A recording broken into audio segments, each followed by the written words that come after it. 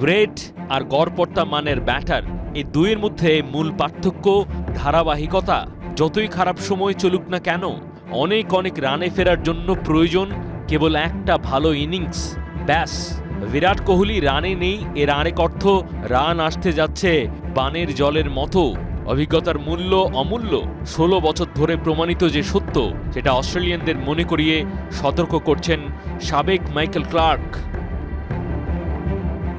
৫ ম্যাচের border Gavaskar test series out of form, তাই নানান রকম কথাবার্তা চালিয়ে যাচ্ছে অজি মিডিয়া, ক্রিকেটাররা। কোহলির রানে না থাকা অস্ট্রেলিয়ার জন্য ভালোর চাইতে নাকি মন্দই বেশি। মাইকেল ক্লার্ক বলছেন, একজন অস্ট্রেলিয়ান হিসেবে আমি অবশ্যই চাইব বিরাট কোহলি যাতে রান না পায়, কিন্তু ও প্রথম টেস্টের রান পেলে পুরো সিরিজেই রান করবে। এত বছরের ওর ক্যারিয়ার এই গল্পটাই বলে। চাপ না নিলেই বের হয় সেরাটা, কেউ আছে এমন। আবার প্রতিকূল পরিস্থিতিতে সেরা সংস্করণটা বেরিয়ে পড়ে। কারো কারো অন্দরমহল এমন, বিরাট কোহলি দ্বিতীয় দলের লোক, তাকে কেন্দ্র করে যেসব অপমানজনক কথাবার্তা চলছে সেটাতে হতে পারে হিতে বিপরীত। কোহলি যেমন বন্ধুত্ব পছন্দ করে, তেমনি লড়াইও। সবসময় অ্যাকশন মেজাজে থাকে।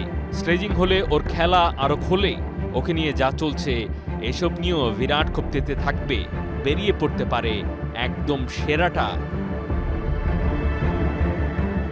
মাহদী হাসান, ৭১।